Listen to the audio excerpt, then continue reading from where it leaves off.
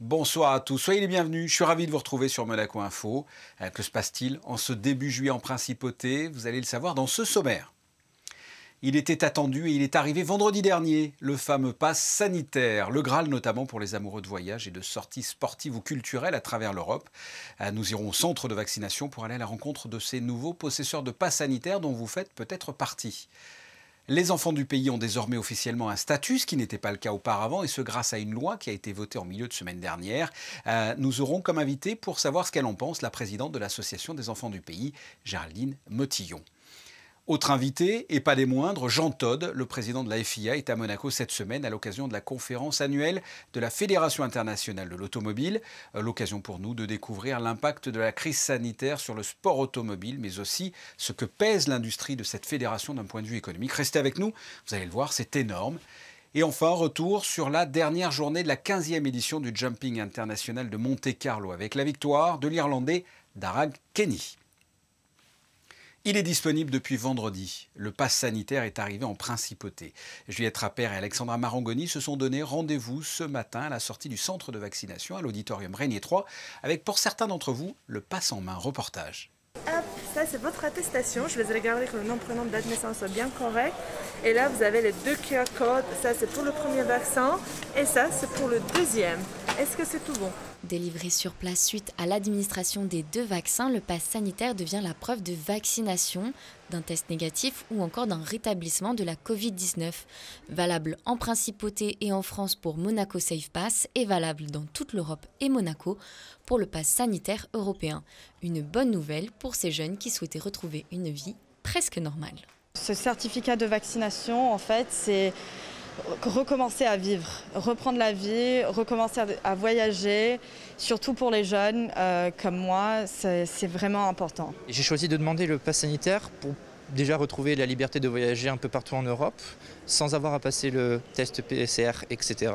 En tant que jeune, on a toujours voulu voyager, découvrir beaucoup de choses, aller à l'assaut de plusieurs pays, découvrir de nouvelles langues, découvrir de nouvelles cultures.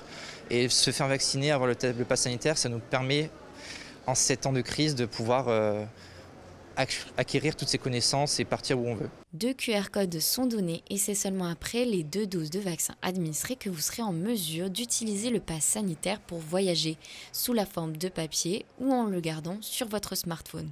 Pour rappel, le pass sanitaire ne remplace pas les documents traditionnels de voyage comme le passeport ou le visa. Autre fait marquant dans l'actualité, la semaine dernière, mercredi au Conseil national, lors d'une séance publique législative, 20 élus sur 22 ont voté le projet de loi du gouvernement pour donner un vrai statut aux enfants du pays. Ce projet de loi est le numéro 993. Pour en discuter, nous sommes avec la présidente de l'Association des enfants du pays, Géraldine Motillon. Bonsoir. Bonsoir. Première question, qu'est-ce qu'un enfant du pays? Quelle est la définition? La définition qui a été retenue est une personne née à Monaco ou bien qui a été adoptée pendant sa minorité et qui vit à Monaco sans discontinuité. Il y a combien d'enfants du pays en Principauté? On ne sait pas, tant qu'on n'avait pas une définition, on ne pouvait pas donc nous quantifier. Donc j'espère que maintenant, à partir de cette définition qui a été retenue, on va pouvoir savoir combien il y a d'enfants du pays en Principauté. Et on n'a aucune idée du nombre d'enfants du pays? Non, parce que si vous voulez, on peut avoir une idée approximative avec les certificats de domicile, mais ça ne concerne que les Français de Monaco, enfants du pays. Et un enfant du pays peut être autre que français, il peut être italien, il peut être anglais, etc. Quel est le principe de cette nouvelle loi? Alors pour l'instant, la loi n'a donné qu'une définition d'un enfant du pays. Il n'y a aucun droit, il n'y a rien qui a été rattaché. La grosse problématique pour les enfants du pays, c'est véritablement le logement. Donc des droits vont, je l'espère, être ajoutés, notamment à travers la loi 1006 qui va être prochainement votée. C'est un début, mais ce n'est qu'un début, c'est ça? Voilà, tout à fait. C'est vraiment un premier pas. C'était d'abord nous reconnaître, nous donner un statut juridique. Et à partir de là, on va voir comment l'État monégasque va pouvoir nous venir en aide pour nous permettre de rester en principauté. Vous avez été concerté pour la conception, la naissance de cette nouvelle loi ou pas du tout? D'abord pour le projet de loi initial, qui avait été fait sous l'ancienne législature, on avait donné une définition qui était plus restrictive, puisque nous on parlait d'une personne née en principauté, mais dont au moins un auteur était aussi né en principauté, il avait toujours vécu. Donc c'était plus restrictif. Le Conseil national a décidé de ne mettre qu'une génération, Donc il y aura trois, je dirais, niveaux. Ce qu'ils vont appeler des gens du pays, c'est-à-dire 40 ans de résidence, les enfants du pays, donc une naissance et une vie en continu en principauté, et les petits-enfants du pays qui cette fois-ci vont avoir donc la naissance et un auteur au moins avec une vie aussi en principauté. Alors à la création de votre association, je crois de mémoire que c'était en 2013, Oui. vous aviez deux dossiers très importants, la suppression de l'impôt sur le revenu et le logement pour les enfants du pays. Où en est-on concernant ces deux dossiers? Pour l'imposition, je dirais la partie la plus générale, donc c'est bon puisque les Français de Monaco ne payent plus l'imposition. Il y a encore certaines choses qui restent comme la CSG, CRDS sur nos biens immobiliers en France. Pour nos revenus, nous ne payons plus d'impôts. Donc ça, c'est vraiment un très gros point. Maintenant, le gros logement, c'est vraiment le point noir pour les enfants du pays. Et on a eu une bouffée d'espoir parce que si vous voulez, avec la 1006, il va y avoir une sauvegarde du secteur protégé, mais surtout nous avons eu un courrier, un entretien, et ça a été reconfirmé cette fois-ci donc dans la séance au Conseil national. Le ministre d'État a reconfirmé qu'il allait y avoir une création de logements pour les enfants du pays. Donc ça semble peut-être rien parce qu'on part de 30 logements. Certains diront que c'est peu ou pas assez. Moi, je vois ça comme vraiment une première pierre, c'est-à-dire de se dire Monaco va créer des logements pour les enfants du pays et on va créer un nouveau secteur protégé. Les Monégasques manquent de logement également, on le sait, c'est compatible, enfants du pays monégasques qui manquent de logement? Le Conseil national, le gouvernement ont fait énormément de choses maintenant pour les Monégasques.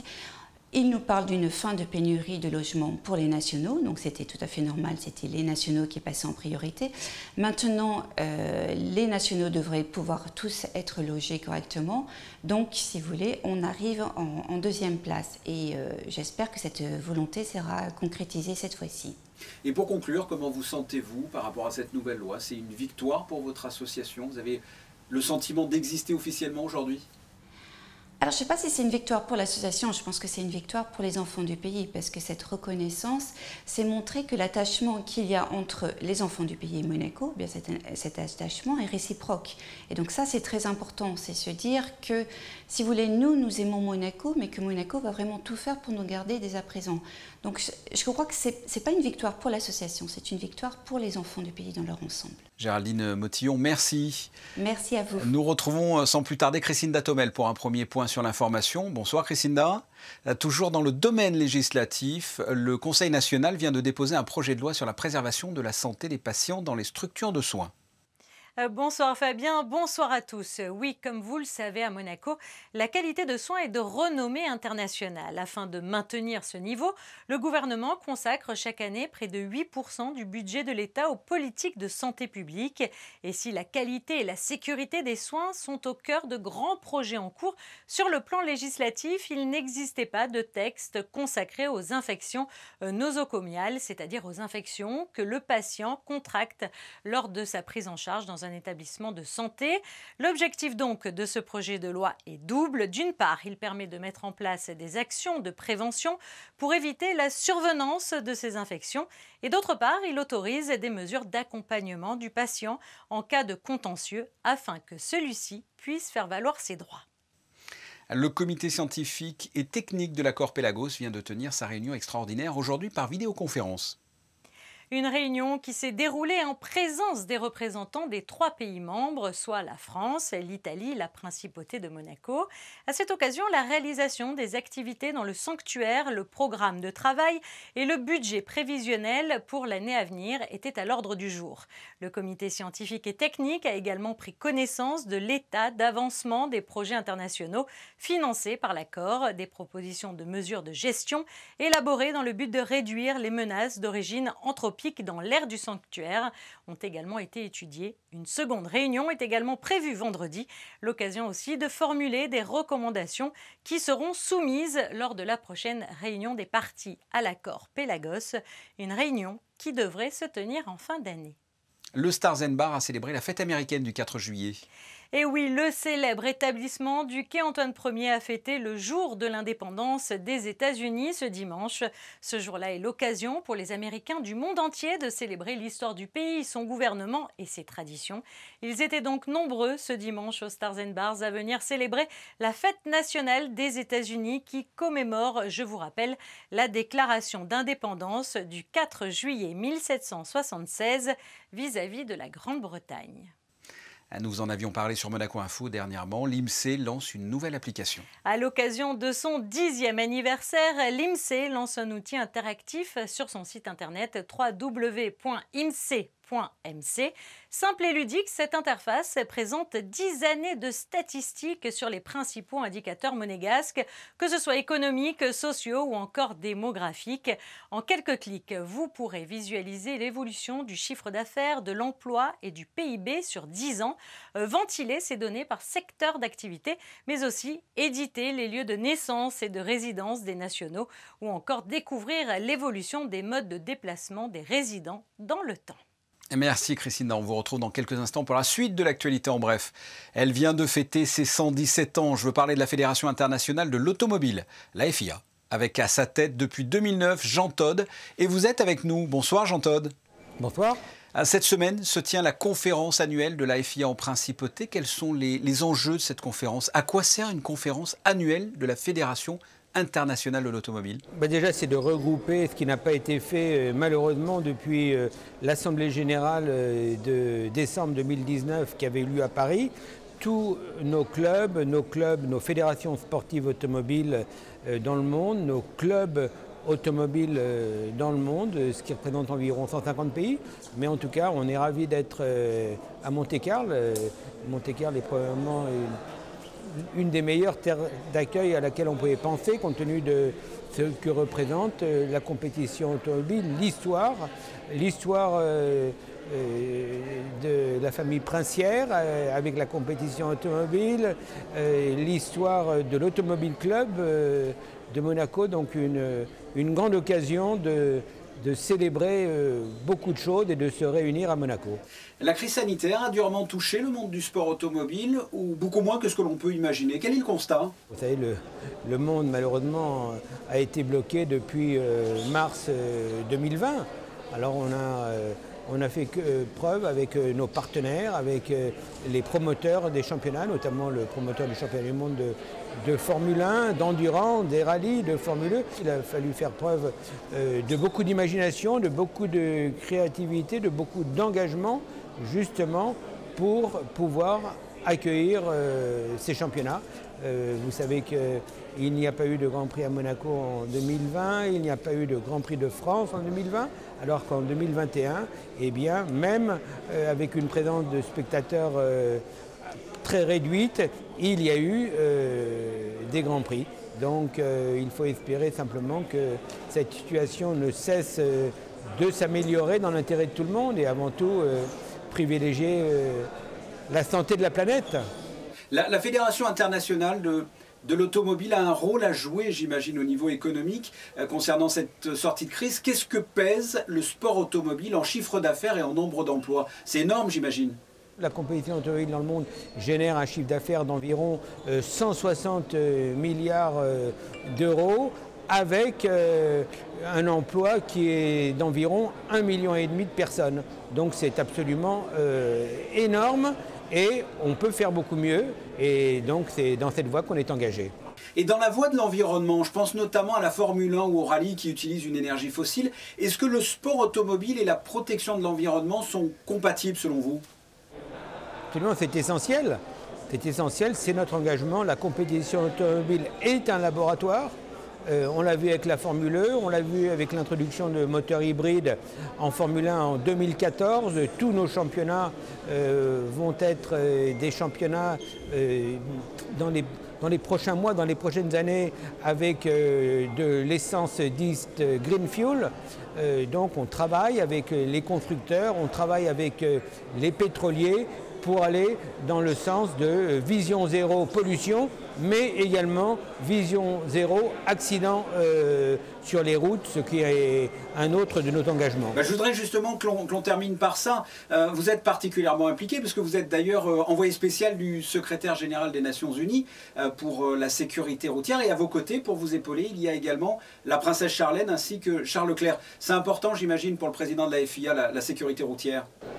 C'est capital justement, vous l'avez dit, en tant que président de la FIA et en tant qu'envoyé spécial du secrétaire général des Nations Unies pour la sécurité routière dans le monde. Et grâce à JC-Deco, qui est l'agence de publicité, de panneaux publicitaires numéro 1 dans le monde, et une vingtaine d'ambassadeurs, dont la princesse Charlène, dont Charles Leclerc, Fernando Alonso, Felipe Massa et Rafael Nadal et beaucoup d'autres, eh bien, nous avons une campagne mondiale de communication, d'éducation dans 1200 villes et 90 pays, et c'est absolument essentiel, et je leur suis très reconnaissant de s'être engagés auprès de nous. Jean Todt, merci d'avoir accepté notre invitation à l'occasion de la conférence annuelle de la FIA qui se déroule en ce moment en Principauté. Merci à vous. On vous retrouve, Christine Datomel, pour votre deuxième point sur l'information, et on reste dans la thématique. Vous allez nous donner les derniers résultats du Grand Prix de F1 qui s'est déroulé ce week-end. Disputé ce dimanche sur le circuit de Spielberg, le pilote monégasque Charles Leclerc a décroché la 8e place du Grand Prix d'Autriche. Un Grand Prix qui a été remporté par le néerlandais Max Verstappen. Charles Leclerc termine donc dans le top 10 de l'épreuve autrichienne, aux côtés d'Hamilton, de Pérez, d'Alonso ou encore Sainz. En foot, à l'issue de sa semaine de stage passée en Autriche, l'AS Monaco a remporté son premier match de préparation. Et oui, et c'est face au Red Bull Salzburg, champion d'Autriche et qualifié pour le barrage de Ligue des Champions, que l'AS Monaco a effectué son premier match de préparation samedi après-midi. Malgré l'ouverture du score concédé dès la 7e minute, les hommes de Niko Kovac se sont imposés 3-1 grâce à un premier but d'Enzo Milo. Une victoire donc pour les Rouges et Blancs qui lancent ainsi la saison. La 15e édition du Jumping International de Monte-Carlo s'est achevée ce week-end après 3 jours de compétition intense. Le Longines Global Champions Tour, Grand Prix du Prince de Monaco, a clôturé l'événement réunissant les meilleurs mondiaux. Vanessa Dessy et Olivier Bonello étaient sur place. Il s'agit de l'épreuve la plus attendue chaque année. Créée en 2006, le Longines Global Champions Tour est une compétition internationale de saut d'obstacles qui met en concurrence les 30 meilleurs cavaliers mondiaux du classement. Au terme d'un barrage réunissant 6 concurrents, l'Irlandais Dara Kenny a remporté l'étape monégasque en 37 secondes 89. Montant idalville d'esprit de 13 ans, il a devancé l'Autrichien Max Kuhner et le Belge Olivier Philippart, tous deux également double sans faute.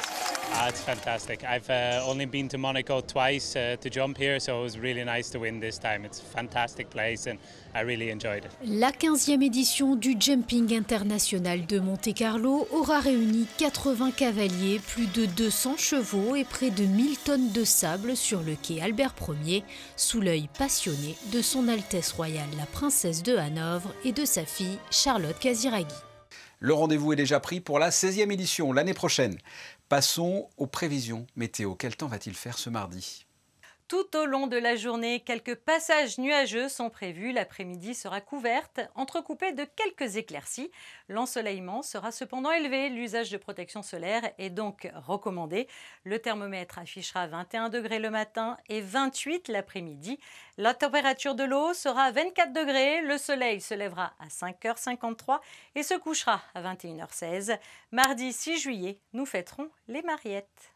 Merci, ce journal touche à sa fin. On se quitte comme d'habitude avec les photos du jour. C'est les vacances et vos enfants sont peut-être au centre de loisirs Prince Albert II qui a ouvert ses portes. Ce sont des photos signées Stéphane Dana. Nous y reviendrons dans une prochaine édition. Tout de suite, retrouvez votre magazine Sea Live consacré à la navette Monaco One qui permet de relier le nouveau port de Vintimille en quelques minutes. Vanessa Dessy est montée à bord. Merci de votre fidélité. On se retrouve demain à 19h avec un grand plaisir en ce qui me concerne. À très bientôt. Au revoir.